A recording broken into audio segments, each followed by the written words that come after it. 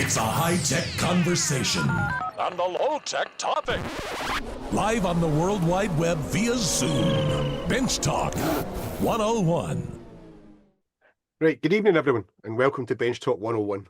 Tonight we have one of our own, Darrell LaRue, who is going to talk about his bookbinding plane. Is that the right term for it? Do I need to look it up again? Plow and press. Plow and press, there we go, sorry. Yes. I did read it beforehand. So we're going to jump over and I'll spotlight Darrell, and there we go. And let him continue on his talk. Over to you, Darrell. Good afternoon and good evening and such. Just as a preface, one of the things that drives me nuts when I look at people asking for advice on the internet is what's the easiest way to do a thing or the quickest way to do a thing. And I've never been fond of doing it the easy way or the quick way. It's always got to be challenging or heaven forbid the hard way. So that's where I'm coming from. I don't mind the difficult, tedious, weird jobs. That's fun. I like tedious jobs because you build your muscle memory that way when you do something repeatedly like that. And this project is all about tedious. So my daughter likes to read online fiction, and she likes books, not screens. So what she was doing was she was printing off all of her stories that she liked and reading them on paper. And so that just led her to trying to figure out how to do bookbinding because she wanted an actual book. There's a lot of us who like books, not screens for reading. And of course, she needed bookbinding tools. And she knew where there was someone who could help her by making bookbinding tools. So the thing that got her the most that she really wanted help with was some way to trim the edges of a book to make it nice and smooth. And she looked at other people's work on the internet, and she tried an X-Acto knife and a ruler and hated it. She tried one of my paring chisels and with a block of text clamped between boards, and was slightly less frustrated with that, but still didn't like it. And then she found someone showing a bookbinding press and a bookbinder's plow plane. It's a specific plane that cuts sideways to trim the edges of a book. And, you know, there's lots of internet videos out there where people are using threaded rod and a block plane blade screwed to something to make one of these plows and presses with. And that just sounds to me like fast and easy rather than challenging. We're doing it the hard way.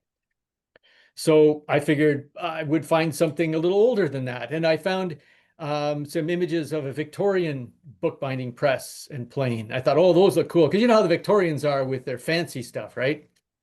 It was really nice.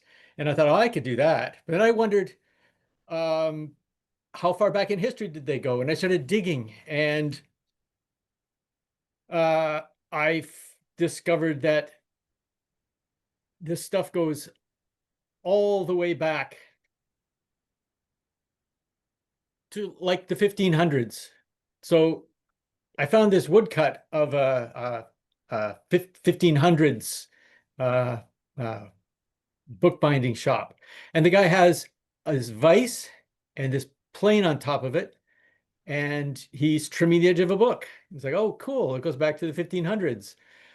And then I found one from 1694 that shows a really good example of what the press looks like, the two sides of the press, the guide rods, the two halves of the plane, the cutter, all the stuff. It was all finely detailed, and it's from like 1694. So, oh, okay, so they did it the same way then. And how did they cut threads? Well, in 1505, this manuscript was published, which shows a thread box that looks just like the one that's sitting on my shelf. So that technology has been around forever. This is a representation of how to cut the internal threads based on a description by Heron of Alexandria in the 1st century AD. And Okay, so they've been doing this for like millennia.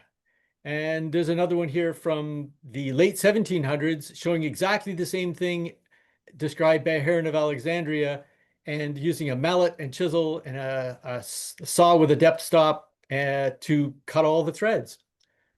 And I figured, well, if they can do it for 1500 years, hell, so can I. So rather than use the power lathe, I use the pole lathe to do this stuff. So I got some wood.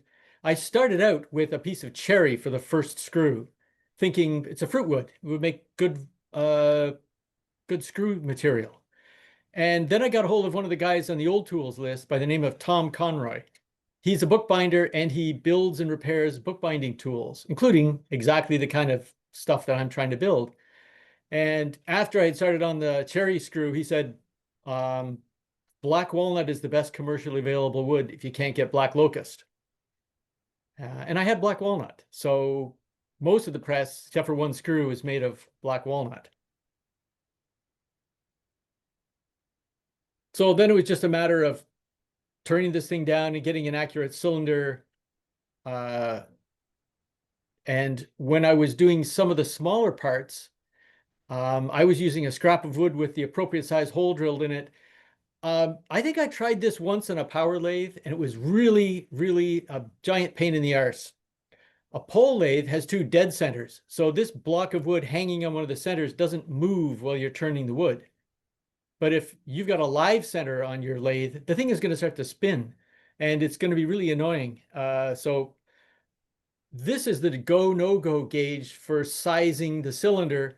You slide it up. When it stops, you put a mark with a pencil, you slide it out of the way, and then you try another planing cut with the chisel until the thing slides all the way down to the other end, and you have a perfect cylinder. It's great with a pole lathe because the tool rest on my lathe isn't fixed. It just sits there. If you look back at this one here, you can see the tool rest is just sitting on this ledge. And if you want to move it, you just pull on it. You don't have to stop the lathe and loosen the tool rest and move the tool rest and put it back and stuff. So this trick with the little scrap of wood is really handy on a pole lathe. Then I had to do some I had to dig up my geometry knowledge from, oh my God, was it 40, 50 years ago? I don't know. And lay out lines on both sides of the cylinder, and then lay out the pitch along the line that I struck, and then take a flexible straight edge and join up the two sets of lines, or two sets of dots, which are offset by half the pitch to make a spiral. And then it was on to this sawing thing. So there's like, I don't know, there's probably 20 feet of sawing on this silly thing. And here's where I made my first mistake. This section right in here on the screw does not actually need any threads because it's inside the press, inside the clearance hole in the press. So spending a whole lot of time with a chisel and stuff making threads on the first few inches is a bit of a waste of time, and I fell right into that trap. And this thing just cuts down to the depth stop, and then you've got the bottom of the thread, and you just chisel down to that. I've got this thing mounted in a cradle with a strap, and the other end of the strap is around my foot, so I can step on it to hold it still, and then lift my foot, and then rotate the thing, and then clamp it down again, which is really handy. And this was just work, just chiseling. And you get really good at that after a very short time until you have the entire thing knocked out. And then it's back to a different chisel. Now I've got the paring chisel and I'm trying to clean these up. And you can see on some of these where this line isn't quite straight. That one's not done. This one looks pretty good. This one looks pretty good. This one looks pretty good. You want the lines to be straight. Otherwise, the thread doesn't run very well when it's in the nut. And who can spot the mistake here? I laid out the second screw, and when I took it over to the bench and put the saw against it, the muscle memory I developed from sawing all of the grooves on the first screw was screaming at me that there was something wrong. And turns out I had laid the second screw out left-handed. Yeah, left different. Yes, the opposite direction. So I don't know what I was doing. I don't know where my brain was when I was doing the layout. So I had to put the screw blank back on the lathe and plane off the marks, and then do the layout all over again on that one. And it was partly because of the tedious nature of the work, in that I had a muscle memory for how I held the saw and how I approached the bench. And it wasn't the same when I put the second screw on there because the lines didn't line up. But eventually I ended up with a pair of screws. And one of the other reasons not to thread the first couple of inches of the screw, despite the fact, it's apart from the fact that it's inside the jaw, is that you need a place to put the garter to keep the screw stationary with respect to the non-threaded jaw. And I didn't have enough of that. So my screws are relatively loose in the press. You have to pull the press apart to get the jaws to separate when you loosen it, because there's no garter in there. Then I had to start tapping. And this is basically a similar kind of a thing to what Heron of Alexandria did, and pretty much what I found in that French turner's manual from the late 1700s. I sawed the same pitch kerf on a piece of wood that's the root diameter of the screw, and then I put these metal plates on ramps to match the kerf. That way, when you crank this thing, it winds the screw in and out. And the cutter is just a piece of steel. I didn't even harden it. It's just a piece of tool steel. The little notch cut on the back is so that you can tap it with a punch to reduce the amount of projection if you've overset it. So this thing scrapes around the inside of the thread.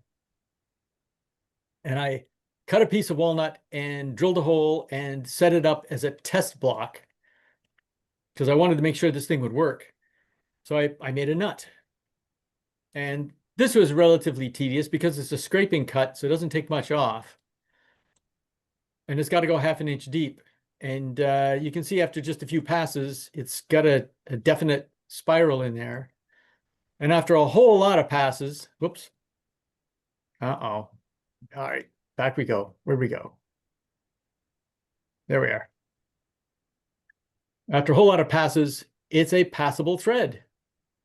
And it's 2.5 inches in diameter. I did actually go out and price how much a tap and die set for 2.5 inch diameter would be. And it was at the time something like 1,600 euros. And I'm like, that's not, or rather, that's more challenging than using a chisel for something I'm just going to make one of. So once I had the nut, I had to adjust the screws so that they would fit in the nut. Oh, Phil, you have a question? I do. I was just being polite, waiting to the end, but thank you for asking me. Well, just the no, it's good to do it as you go. In terms of you talked about the 2 external plates on ramps, which cut very closely into that screw thread. I'm just wondering, does that little tooth, do you need to introduce that in some sneaky way, or does it magically pass through those plates? You have to. You can see that the kerf goes on the other side of it, so it'll go through there mostly, as long as it's not projecting too much. Okay, so one plate's in one. If not, this thing is just in a through mortise. Yeah. That you have a wedge behind it. Yes. Yeah. No, it's the just back, interesting. the back of it. I Yeah. could see me trying to squeeze it through and clashing on the external gates on those two bits of plate. Right. Thank you. It okay. does work. So I had the thread done there. So then it was time to adjust the screws so that the screws would fit the thread that I made. The internal threads are not something I can affect. And in fact, the internal threads, when you look at them, are damn near perfect. They look wonderful compared to the hand cut male threads. So I introduced the nut to the thread to the screw, and when it bound up, I took it off and I looked for shiny spots. And you see there's still a few shiny spots on this one. And you see how uneven this is. There's all kinds of notches and gashes and weirdness. And you can see these shiny spots. And basically I would just file and pare off all of the shiny spots. The float that I made, that used to be a 3-corner file. I annealed it and filed new teeth into one face and filed the other 2 faces smooth. And that lets you cut just on one side of a tooth by putting it in the slot, and it cuts relatively quickly and in a fairly controlled manner. So that was very good for pairing this thing. And let's see if this actually functions. Can you guys see that? Well, that's pretty slick. Yes, we can. It's good. When the first time I did that, it was like the biggest hit of dopamine I have ever had. The fact that thing spun down like that, with all of the inaccuracies and all the little rotten bits in the work, and it spins like that, that was just absolutely phenomenal. Amazing. That right there, whenever I see that little clip, that really hits hard, right? That was great when that happened. So when I got that to happen, it was just like, okay, I know I got this to work. Then it was on to make the jaws. When Tom told me that walnut was a good wood for this, I remembered that I had a walnut beam sitting in the corner of my wife's sewing room. It was like 6 feet long, and I think about 5 inches by 8 inches or something.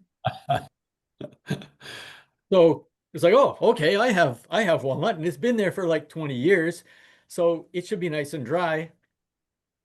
And I ripped that up, and I don't have any kind of drill bit big enough to cut the clearance hole for the screw. So I cut a hole for the root diameter of the screw, which I had to have. And I used rasps, files, and paring gouges to widen the hole out to the right size. Again, it's tedious, but it's quite doable. You just check it with a square to make sure you're in the right direction. And then I put one of the jaws on the little bench and started tapping it. One thing to note about lying presses, this is called a lying press in the bookbinding terminology. This is what they would basically call a miniature lying press. The big ones would be like 5 feet long, and the timbers would be like 6 by 10.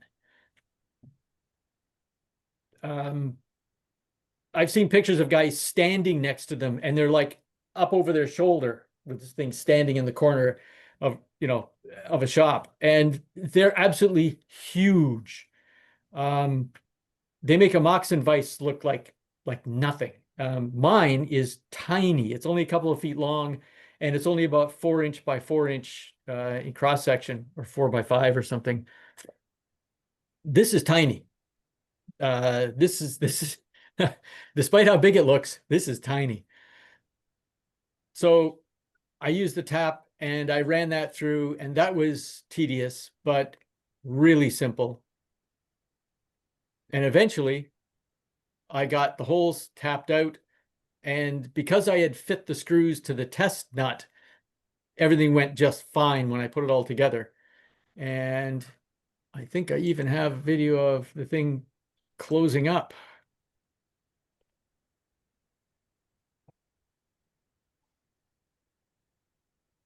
Mm. Very nice. Yeah, nice. Very nice. Of course, you could have had those rotating in different directions if you wanted. Oh, but then it would You have had to the- build you a had the new chance. tap, and I already built a tap, Yeah. All right. and that was a lot of work tapping those things, but it worked, and I got the press up and running. Then it was time to build a plane.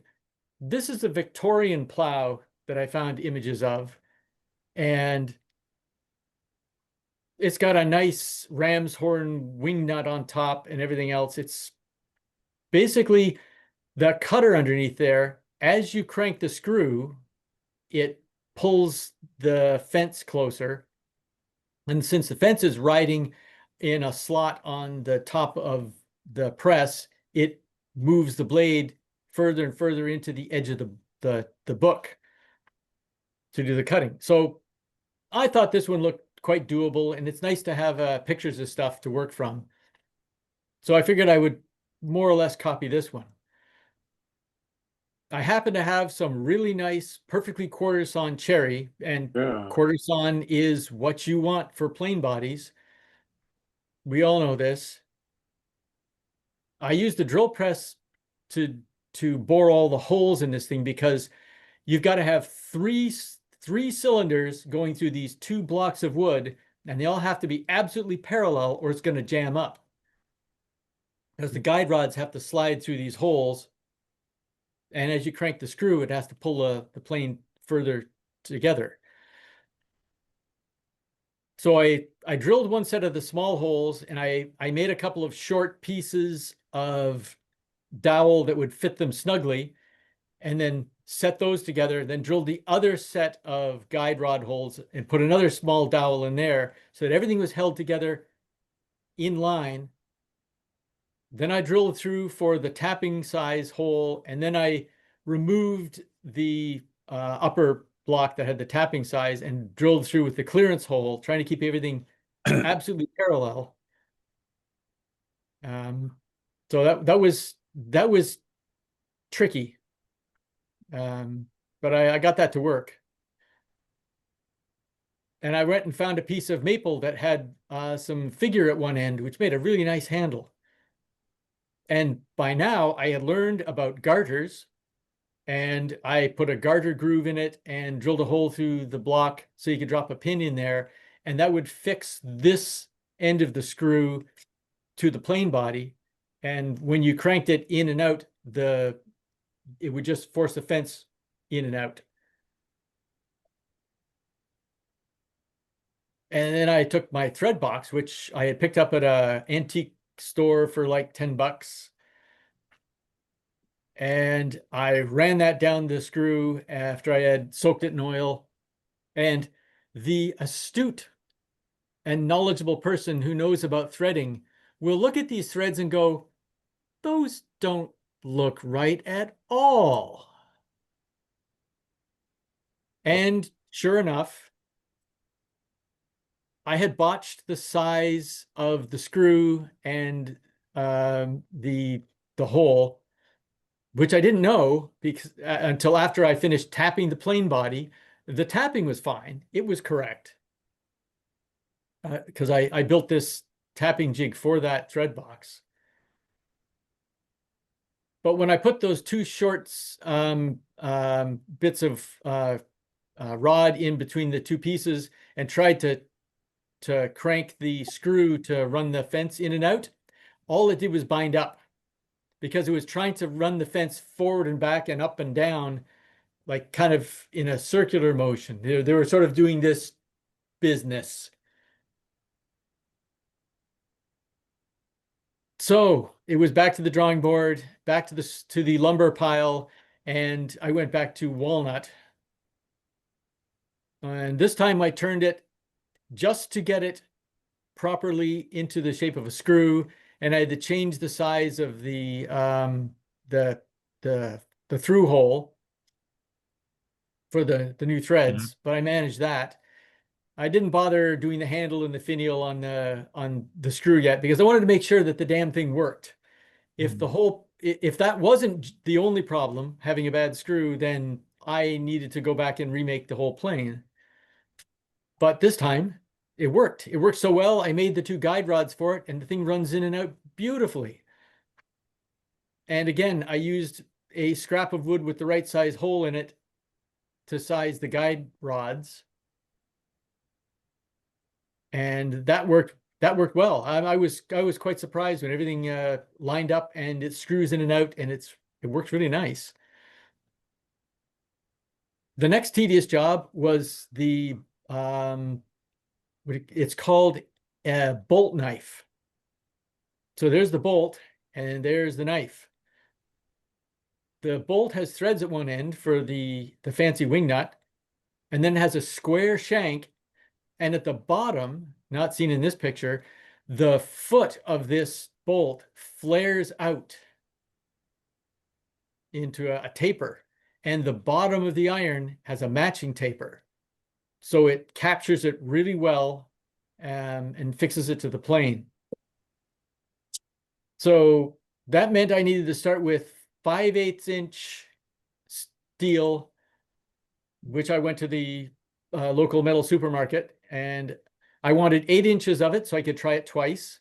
And they said, it's actually cheaper if you get 2 feet of it rather than 8 inches, because they didn't have to cut it. They could just sell me a chunk and the cutting costs.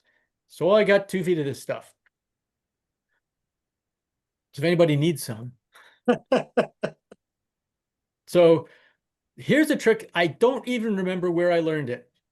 You can see my layout lines here where I want to remove a 1/16 of an inch off of this square section. I have to do that on all 4 sides. I use a very coarse round file to cut these grooves. Mm-hmm. And that goes very quickly. And then I use whoops, oh, hang on, pushed something wrong there. All right, oh, there we are. Then I used a very coarse flat file to take the peaks off of all those little shallow grooves that I cut with the round file. Again, it's remarkably fast to just take the tips off of those things, and you pretty soon get a reasonably clean and level surface if you pay attention to your layout lines. If you don't go over them with the round file, but that won't hurt anything.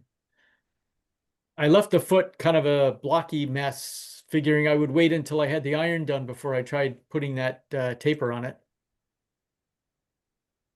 And of course, you have to thread the other end of it, which means you file it to an octagon, and then you file it to a hexadecagon. I had to look that one up. Once you've got 16 sides or whatever this is, it's really easy to make it round. And then it's just add oil and crank the die down onto it, and you've got threads like magic. So much less tedious than using a file, let me tell you. That's a very good test of your making it round. Yeah. And then I made the cutter out of a chunk of 01 I had left over from some project in the past. I don't know. I used a brace and bit to pierce the center where the hole is, and then a selection of round files and triangular files and flat files and square files to make this into a taper on the backside. And then I filed the foot to match that taper, and they fit together reasonably well. This is the partway through the fitting. Yeah. Again, filing is a little tedious, but yeah, it's easy to do. It just takes time. And this is where I learned in talking to Tom Conroy, the bookbinding guy, that the square shank of this bolt is supposed to be the garter to keep the screw in the plane body, not this other hole that makes my plane look like Swiss cheese. So I widened the slot in the shank of the screw to take the square bolt, so that when you put that in, it captures the screw and as you wind it in and out, the fence moves instead of the screw just getting loose. And here's where it's all together and it's fitted in and all that. It went together really nicely and it's nice and solid. Then I went to heat treat the cutter. And since I had the forge out, I figured I would make myself a fancy wing nut. Oh my God. I have no forging skills at all in any way, shape, or form. I'm embarrassed to show this one. This is hideous. So that was a total failure. And I had to find a wing nut. I went looking on eBay. I went looking on online hardware stores, whatever. There are no fancy wing nuts that can be had in a standard half-inch 13 pitch. And so all I could do was go to the hardware store and buy these horrible, ugly, clunky, modern nuts. But you got to remember, I know how to use a file now. Wow. So I took one of those ugly, horrible, clunky nuts and I attacked it with the file and I turned it into something that looks a little bit less clunky. It's not as pretty as, you know, those cool ram's horn ones that you get on Victorian hardware, but it works for me. I tacked rails onto the press and made sure that the plow ran smoothly in them, which it does. And then I gave it a try. So I got a zombie text block from my daughter, and it's remarkably intuitive. Cranking the screw as you advance, and you can if you're using relatively coarse paper, you can do like one sheet at a time. This is an old decrepit, moldy pocket novel made with really cheap paper, so it you can usually get 1 or 2 pages at a time on that just by cranking on it and giving it the right English. And I had a couple of bookbinders playing with this last August, and their opinion was that, oh my God, this is the best thing ever. I want one. Because they have tried all those different ways of trimming their books, but they hadn't actually gone to the time or expense of a proper lying press and plow, and it really does the job, even though I did this all with like kind of basic minimalist dumb tools. It's just amazing. If you want to switch to my other feed, I have the thing set up on the bench over here. Let me just find it for you.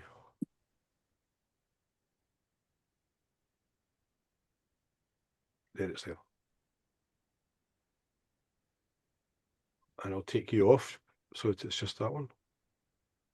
I There we go. guess. Can you still hear me? Yeah. All right. So the cutter is mounted flush with the bottom of the plane. And when you crank it, it advances the blade into the book.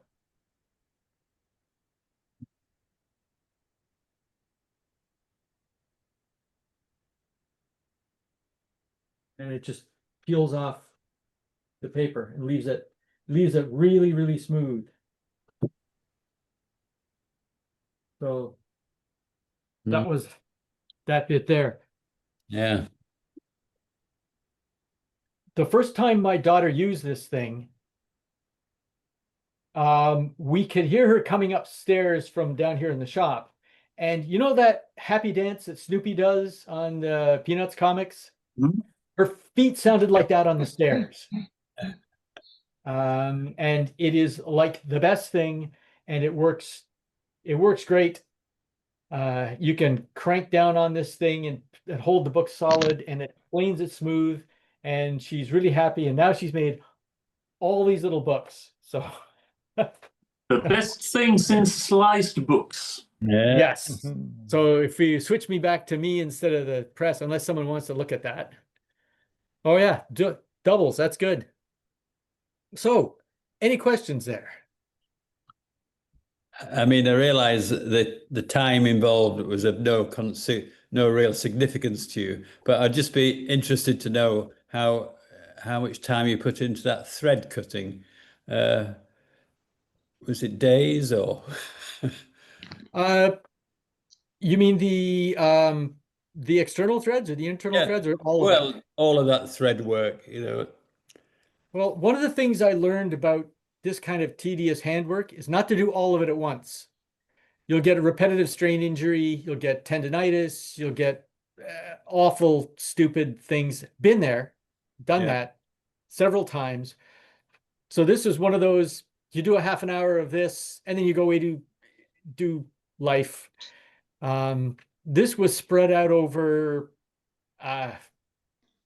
altogether, maybe a year and a half right? for the entire thing, the press and the plow. Yeah. It was spread out over a very long time because I'm retired and I have time and I don't have to spend all day or concentrate my day or my time in the shop. So I would just leave it for a week at a time and not do anything, go back to it. Yeah. Yeah. So it's really hard to tell how much time I spent on it. Yeah, sure. Yeah, I spent 4 years building a boat, but I was working as well. And I did actually do a count of the hours just because I was curious. I did 1,100 hours, I think it was in the end. Yeah. Yeah, but it didn't matter. Yeah, exactly. Thanks, Ian. Let's jump over to Andy Tuckwell. He's got his hand up. Right. Here Well, we go, Andy. Darrell, Andy. thank you. I mean, ever so pleased that you've done this talk. It's enjoyed it so much. I mean, I'm jealous of you for a start in having somebody in the family with such a lovely requirement that sends you down this historical research and lets you explore all these obscure techniques. Yeah. Because Well, I like you need I that like motivation, don't you? Yeah. Yeah, it's good when there's someone who wants something and you can do it, right? Yeah.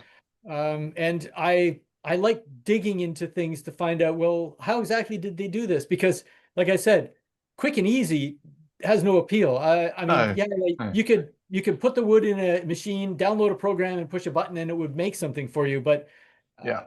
I'd rather use all this. Yeah.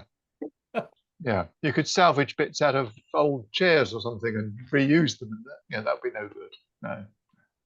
Now, I applaud your hand techniques and your filing, and so I think you need a metalworking lathe at some point. I don't think there's any room for it here. I'd have to have another shop. And just a factual question. You were saying it's a tiny press in bookbinders' terms. Are the big Yeah. ones just for doing large folio and bigger books, or do they do a whole row of books of the same size, That I don't half a know dozen in a because row or something?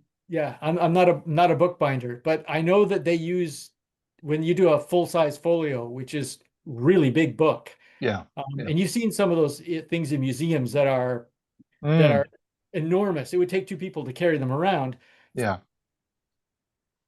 I mean, Those were libraries done- used to have people binding up Yeah. broadsheet newspapers with the pages flat and turning them into huge volumes. Yeah. Yeah. I'll ask my brother, who used to be a bookbinder, what they used to do. Yeah. Okay.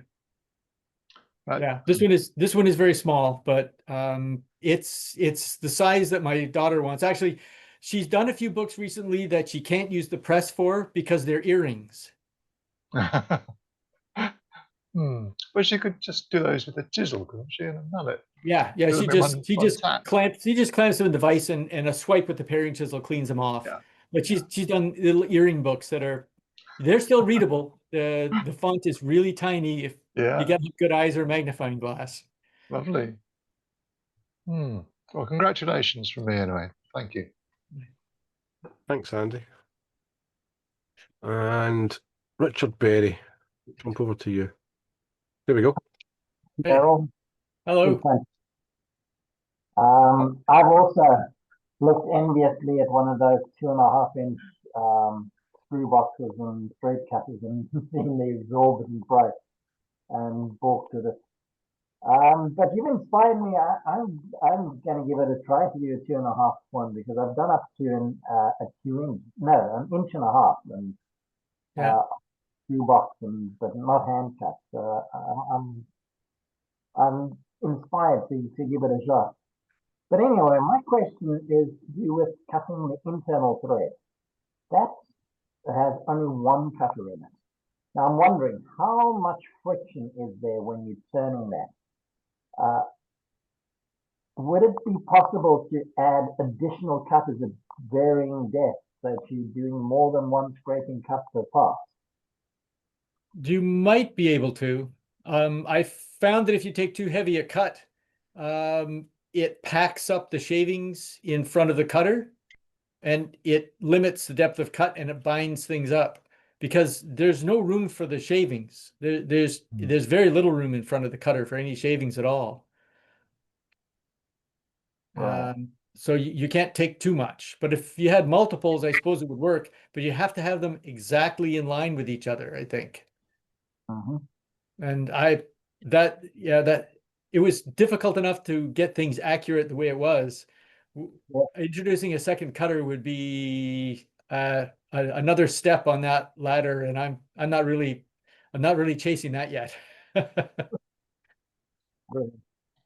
Right, thanks for doing that. It was really good. Okay. Thanks, Richard. With Spotlight. It's like Richard and Richard. Yep. This Richard's might have more difficult questions. Oh, Maybe. good. Richard Hughes. Yes. Very technical question coming up. No, I'm just joking. I'm surprised you've not done some bookbinding, Richard. No, I've not done any bookbinding. I recently made a bookbinder's all, but that's as far as I've got into bookbinding. I have made some wooden threads though, and I have made taps and thread boxes. Well, my first question is, what was the pitch of the threads that you made? It's a half-inch. Half-inch, yeah. Okay, yeah. Well, it's 2 teeth per inch. Half-inch, or it's 2.5-inch diameter, 2 TPI. Okay, yeah. And the thread angle looks to be about 60 degrees. Is that right? Yeah, it's 60 because my triangular files are 60 degrees. And okay. I figured if I was going to clean things up with a triangular file, having the threads at that pitch was more useful to me than trying to make another new tool to try and do a different pitch or a different angle in the threads. Yeah. Okay. I'm kind of interested in wooden threads, and I like to examine them any place I find them. And on holiday in the Mediterranean, I've seen a number of very big presses used for olive oil, and interestingly, the thread angle looks to be more like they use. It looks more like 90 degrees than On the real big ones, it would be closer to 90. In fact, this could have been easily done with 90 degrees. There would be a lot stronger thread. Yeah, so I suppose that's the reason for it. Is less likely to break the tip of it.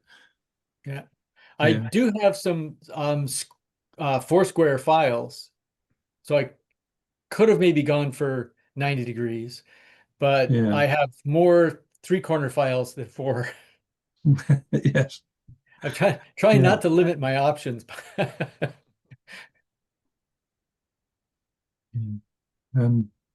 The way Richard is gazing at this, I suspect that another version of this is going to appear the other side of the pond. Yeah. I think in a way your method of tapping is it's got an advantage over the use of a conventional tap. My biggest tap is about 1.5 inches, and that really takes some effort to turn it. It really is a manly exercise to cut threads with that, and I don't know whether it probably goes up with the cube of the diameter or something, but the effort required. So by the time you get to 2.5 inches, it might might be really a two-man job or something to turn the tap. Yeah. Yeah. Well, the one that I built with a single point cutter is just a scraping cut too. It's not sharp at all. Do I even have it here? I don't even have one. Here's one. Yeah. So that's But just a piece of steel, and it's just a scraper. It's Yeah, just so flat it's on back. it's a matter of patience, really. I suppose just Yeah. to take light cuts and be prepared to make a Yeah. cut, go out, tap it a little bit further in, and yeah. Roughly how long did it take to tap one hole? The tapping was very long. It was probably, I don't know, I don't even remember. Gotta be a week's worth of, half hour here, half hour there. Okay, yeah, yeah. So so like you go and work out for half an hour every evening or something like that. Yeah. After lunch you do one, and then after Yeah. dinner you do one, and Yes, late in the evening yeah. you do another one. Yeah. Okay. Very good. Yeah. It was a very slow process tapping those Yeah. really big threads. The smaller tap for the threads in the plane, that's like less than an hour to do that. It's very quick. Yeah. They're about an inch, are they, or 3/4? Inch and a half. Yeah. The inch and a half was it's done within an hour. You've tapped it, it's fine. The 2.5 is not like an hour, more like days. Yeah. Okay. Yeah. I think it's one of those logarithmic type of Yeah. I amounts of suppose so. effort. Yeah. Yeah. Yeah. Okay. There. Thanks. Yeah. That was my questions. Yeah. Thanks, Richard. I've got some thinking to do now. Thank you. Right, over to Phil. There you go. Hello. There we go. Hey, Phil. There I am. Hello. Well, thanks for hosting the talk for us, taking us through that. You've answered a question I was coming in with, because I think I remember you. I've certainly seen you cutting threads probably sort of after hours on this session over the years, maybe social media as well. And yeah, it did seem to take a long time. There was a lot to it. I got the impression it was for your daughter's one-off project, but I'm glad to hear she's still using it. Yep, she uses Definitely it. still using it. Good. Yeah, good. She's done quite a pile of books. I don't have any of them here. I'm not sure no, where she keeps them. I'm relieved, because that would have been a lot of work just for a one-off project or a proof of Oh concept. no, it wasn't for a one-off project. It was for a single hobby. That's Excellent. Excellent. Good. Okay, so a couple of things came up tonight watching. I've asked one question already, I know, but could you? I'm interested in the technicalities of it. So, what was wrong with the thread on the plane? Because you went back to the first screw. it looked like an Acme thread. Hang on, I'm going to see if I have it here. Was it just the wrong size? Too narrow?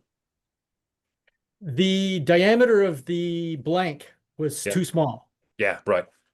So the teeth were as barely you ran the thread box around, it sort of wandered around, so the thread is uneven. Yeah, okay. So it's high on one side and then a little bit later behind the other side, and that meant that the screw was actually doing this sort of precession, I guess, as it went. Right. So when you put it in that, I didn't see your hand movements at the time, because you were a postage stamp in the top left. The two halves of the plane do this with that screw, and the guide rods won't let it do that. No, quite right too. Okay, thank you. And there was another point, which is the way you were leading us along, telling us the story is, okay, I cut the external threads, and then I got it set up and I went to cut the internal threads, and that worked brilliantly. And then I thought you were going to say, well, here's the thought. Haven't you actually done most of the difficult bit of making a thread box there as well? Could you actually take your internal threads and modify it to be a thread box, and then you're in business? Yes, I have the spare nut, and I could make a thread box out of this. And hobbyist bookbinders all over Canada could suddenly find The thing about this one is I'd have to put two cutters in. Yeah. One on either side because it would take too big of a cut otherwise. Yep. But that still doesn't make the internal threads any easier. And they were actually more tedious to do than cutting the external threads. Oh, really? Really? So that repetitive scraping, like you were just describing with Richard, that was still the bit that did Well, for you. you don't see anything when you're doing it. You just keep going through and just little bits, little piles of scrapings come out. Whereas when you're working on the external threads, you can see it and feel it, and it's in your hands. You're really connected to it. Right. The one that's buried inside of here, you don't really know what's going on until it's done. Yeah. Okay. Okay. It's just that looked a little more like what I'm used to with the thread box and a tap. And I thought that, okay, I didn't appreciate that was the difficult bit. It was the freehand sawing, chiseling, filing over, like I said, potentially weeks. That's what looked like the real work to me. You sound like you almost enjoyed that. That part was fun. That part was okay, good. It was a little tedious, but like I said, muscle memory. You learn. Very tedium. Very zen. Okay. That's good. That's me. Thank you. I'm all asked out. Thank you again. Thanks, Phil. Let's remove that spotlight. Over to Stephen. Just add your spotlight, Stephen. There we go. Yep. Stephen. First off, job well done. My question is, how do you handle larger books? Well, this press won't do larger books. But it will. Will it? You must have to elevate it.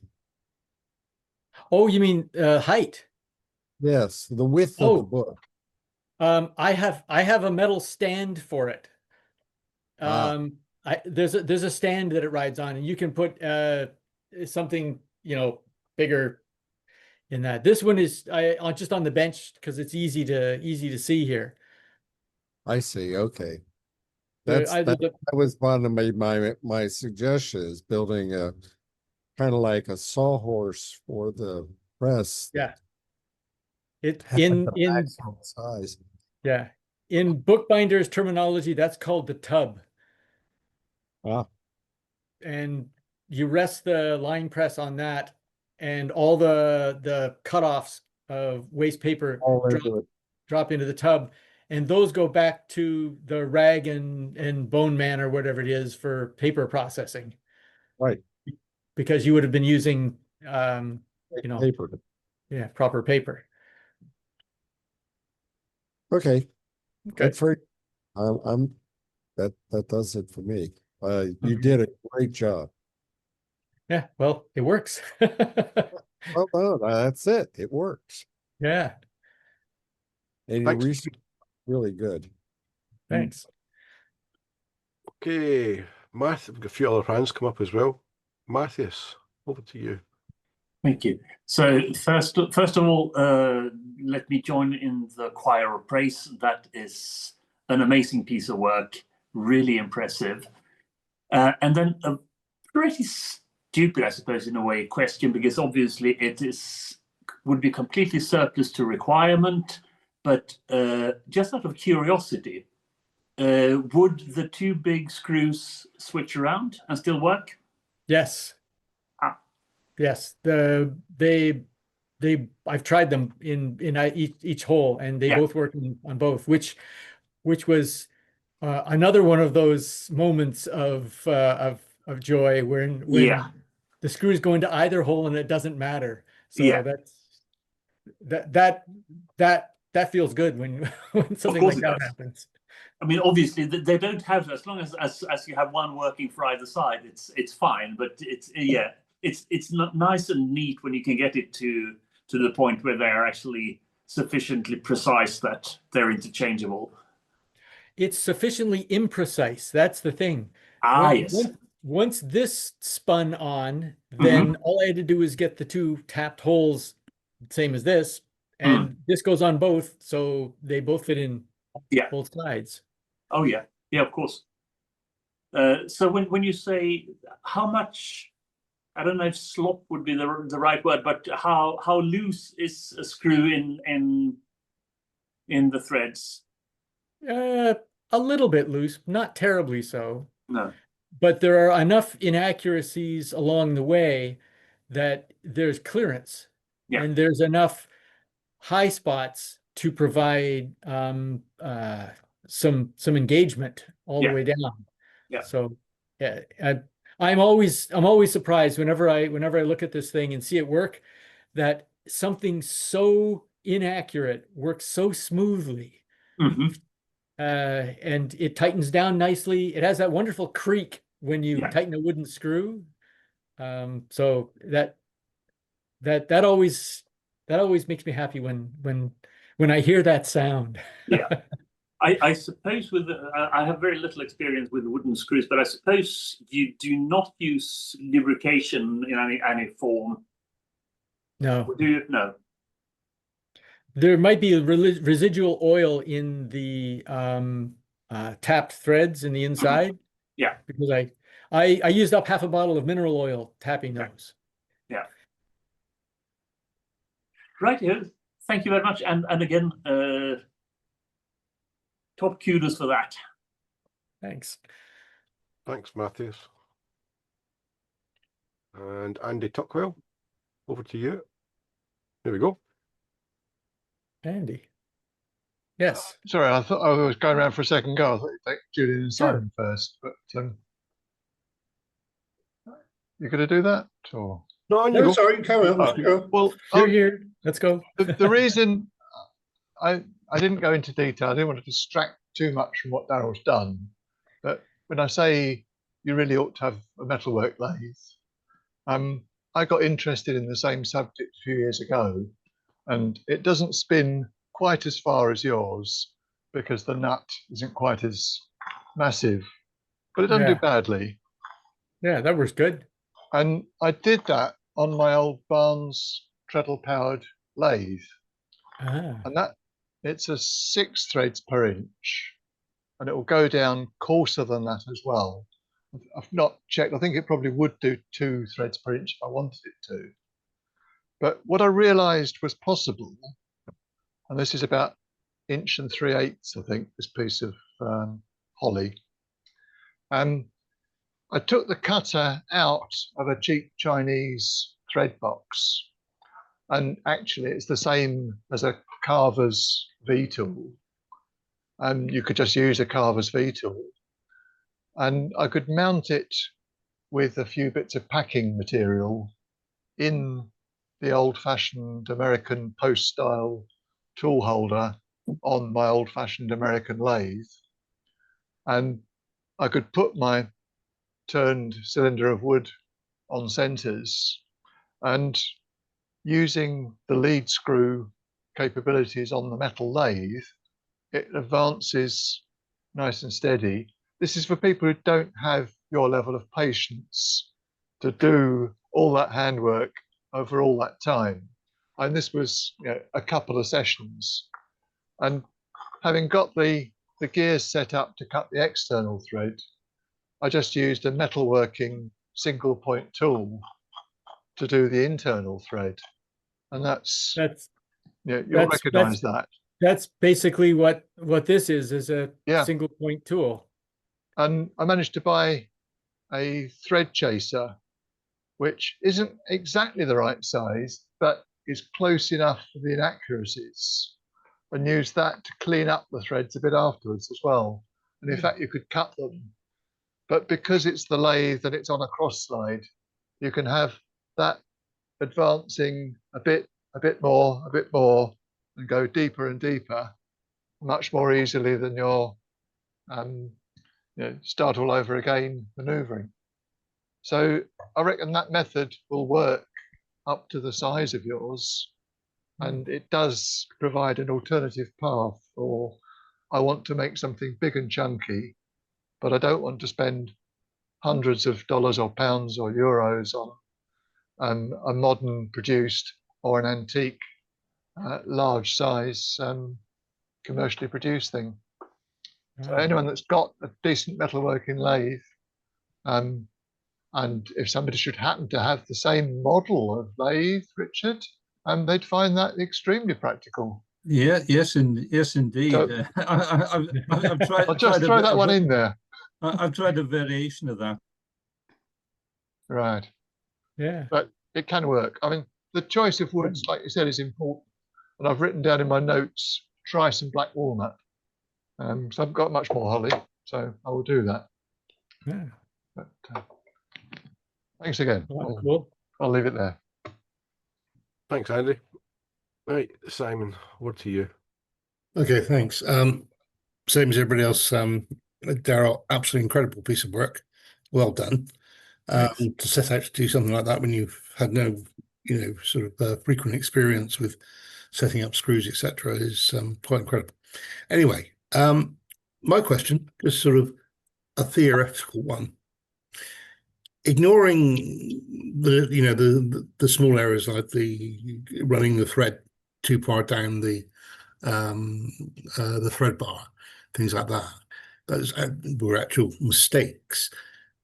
If you were to say have to make Mark II,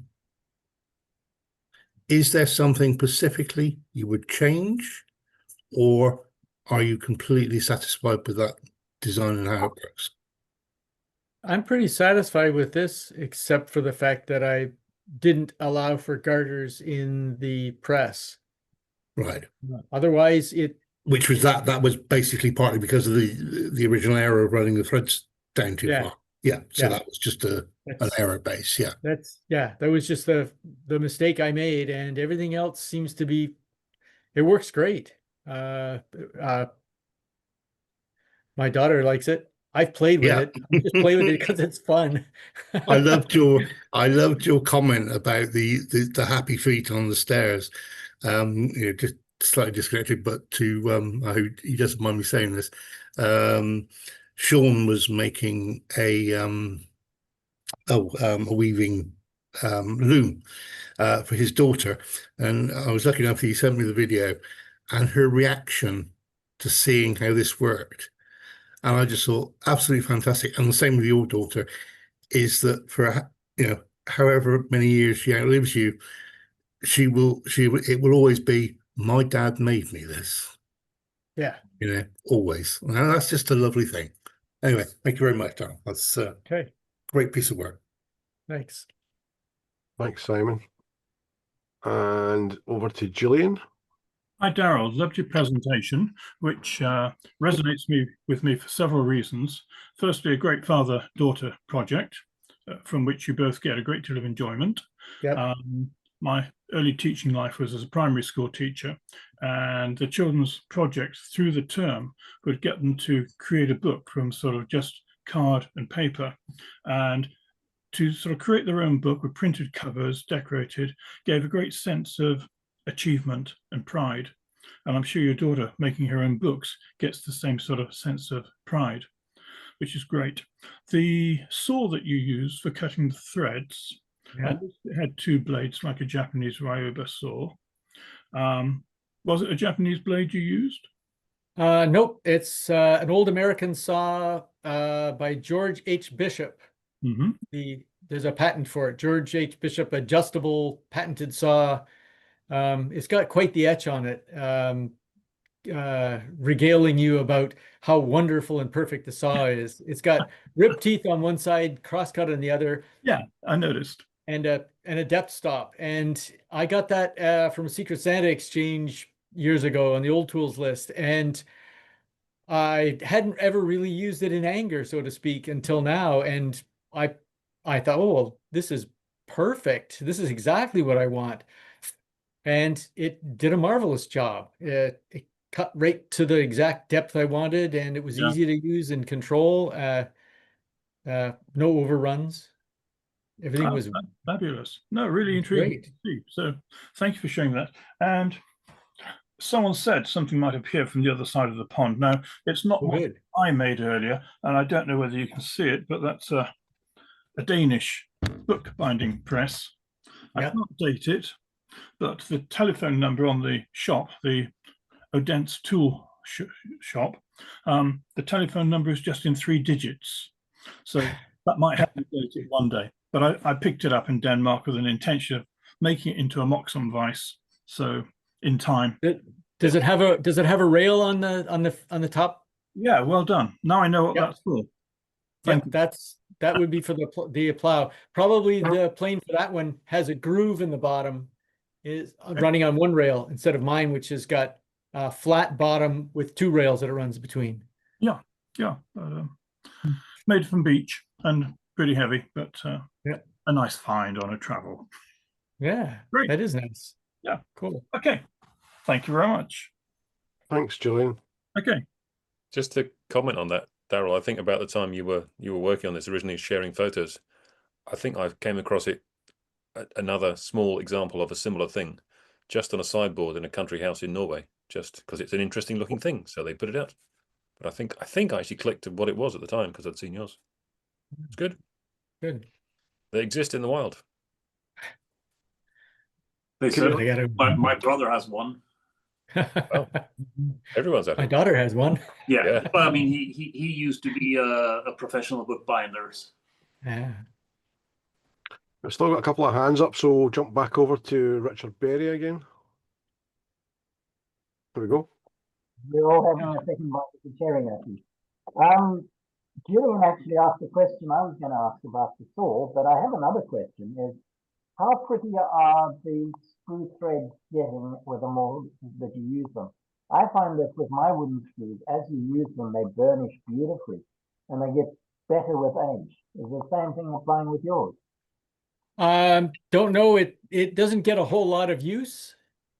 She bound a lot of books in February because there was an online group that had a thing called Binderary, which was binding books in February. And so she did a bunch of work in February, and she's only done a couple since, but those were, as I said, earring size books, which don't go in the press. So she hasn't had an awful lot of work on it, and it doesn't seem to be particularly burnished a lot yet. It will get there. Okay, thanks, Richard. And lastly, oh, notice hands going up all over the place. Back over to Richard, and then we'll come to you, Gordon. Richard Hughes. Yes, just a footnote to what Andy was saying about how he used his Barnes lathe to cut wooden threads. I also have a Barnes lathe, and I cut threads in a kind of similar way, but instead of having a fixed cutter, I actually mounted a small electric router on the carriage of the lathe, and that worked. It was awful messy. It was quick, but it That's a bit scary, that modern electricity stuff. I'm not so sure about that. Yeah. Anyway, it's just a almost fun, like a fun experiment. I don't think I want to do it again because it made a terrible mess. Yeah, it would. Thanks, Richard. And over to Gordon. Evening, Gordon. Hello. Hey, Gordon. Great job, Darrell. Yeah, thanks. The presentation was wonderful, absolutely wonderful. And the end result of what you built is incredible. I'm just here to compliment. I don't have a question. Okay. but that's a really cool project, and I'm impressed, definitely impressed. And I also wanted to offer, if you don't like the wing nut that you made, I know a blacksmith on the South Shore of Lake Ontario who would be happy to do it for you. Let me know. Oh, well, I think I like the one I did because Okay. I took something that was ugly and I made it beautiful. And Yes, you did. That's a Yes, thing. you did. I just wanted to throw that offer out there. Okay. Or in the future, let me know. Yeah. That's all. Great job. Thank you. Thanks, Gordon. Okay, we went through all the questions and comments are done. That's all the hands. Anyone else got any more questions for Darrell? We'll do that as well. No. Fantastic. No. I just want to say thank you, Darrell. That was an amazing presentation. You did very well. It's lovely to see some good old-fashioned techniques. I have a question myself.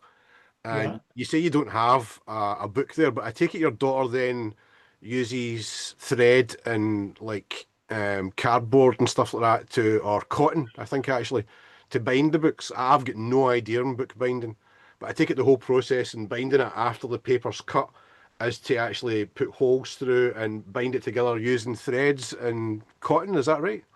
I think she uses linen thread. Yeah. Right. So linen thread and it's bound together, and then it's got like a cover on both sides. Yeah. Interesting. Yeah, she's got rolls and rolls of things for end papers, all the pretty pictures. Whenever we get a nice bottle of scotch that has a fancy box, she always scavenges the box because the box makes a nice book cover.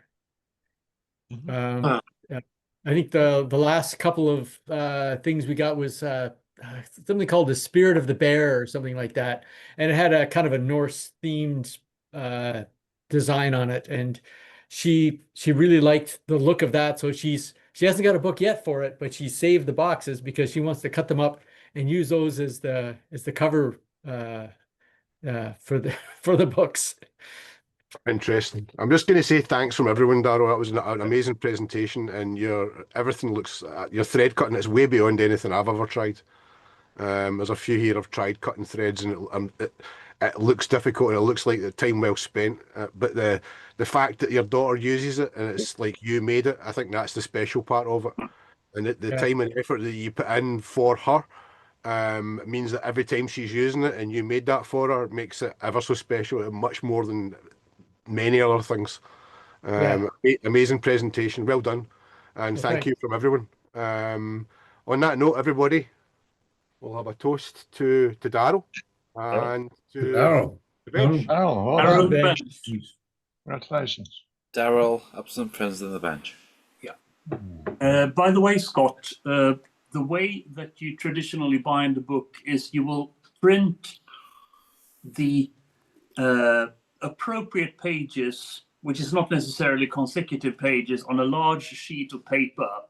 You will then fold that a certain number of times. If you fold it once, you get a folio. If you fold it twice, you get a quarter. If you fold it 3 times, you get, I think it's an octave, and so on and so forth, which then also gives you the format of the book. What you have after you've folded it, and this is before you cut it, is called the signature.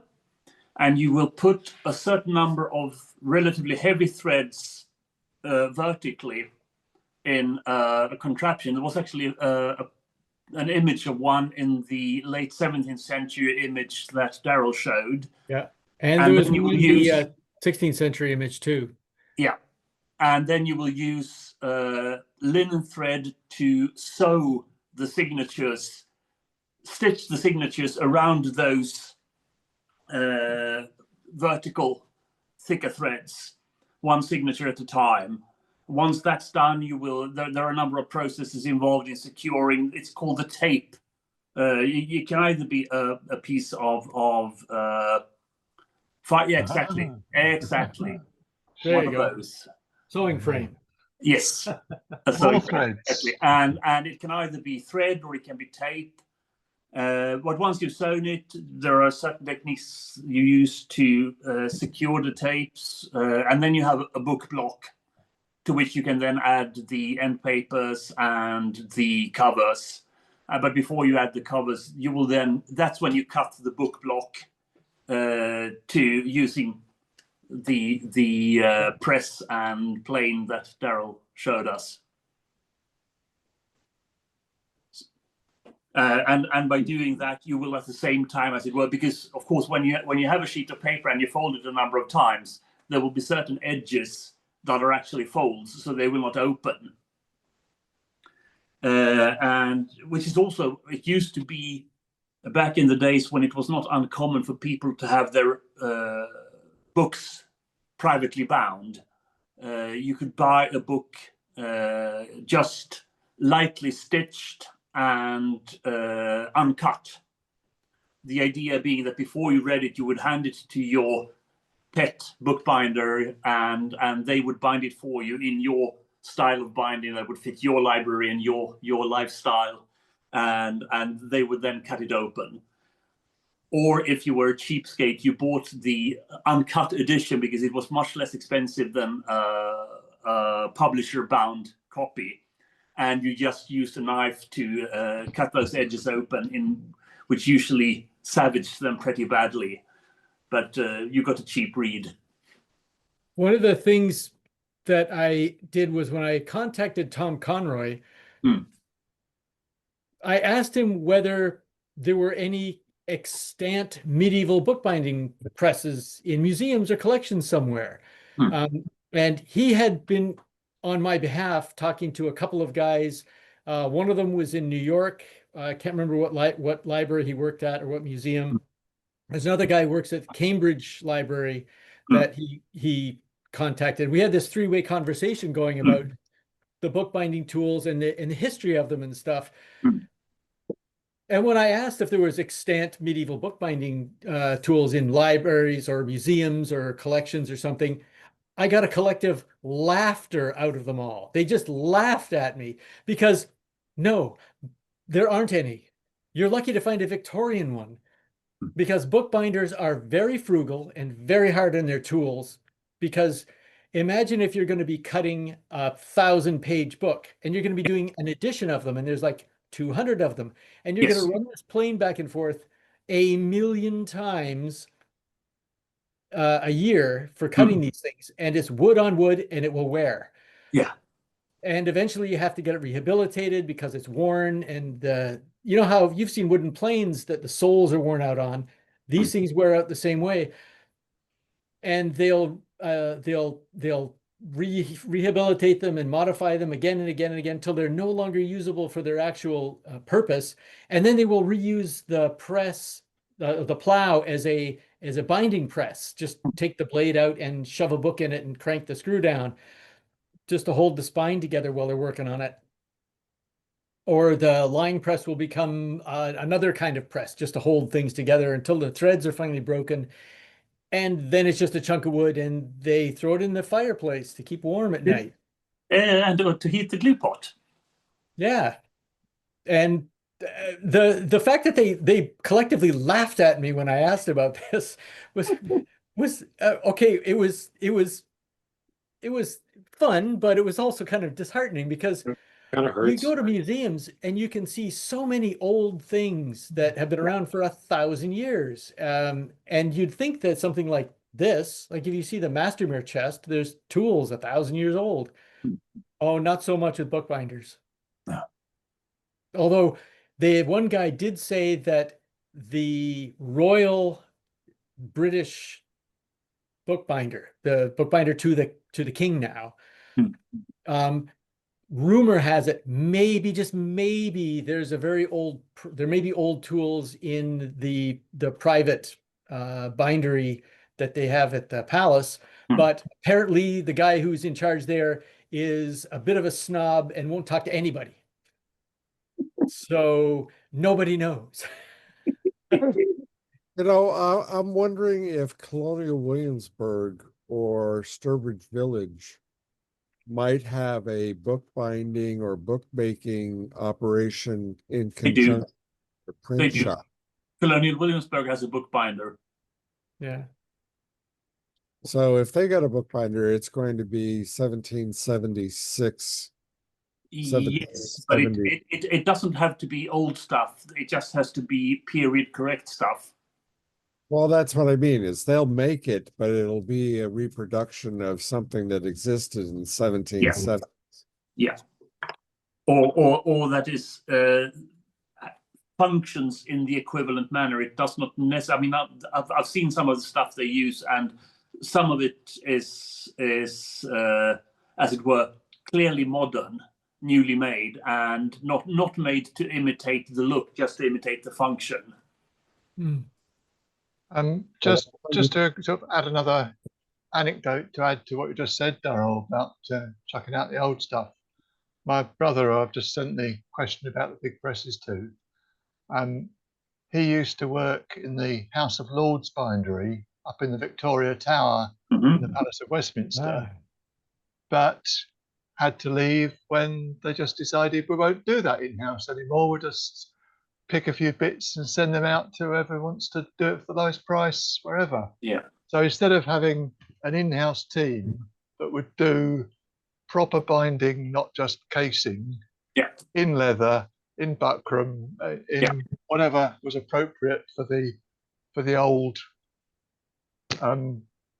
centuries old, some of it, proceedings of the house and the original copies of things. It's all just lowest price, and somebody will do it or not do it.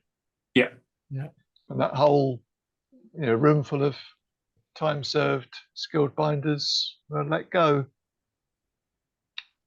Well, we've got a bookbinding or a bookmaker or book repair shop here in Sacramento where they rebound my first edition of James Fenimore Cooper's History of the United States Navy, Volume 1 and 2.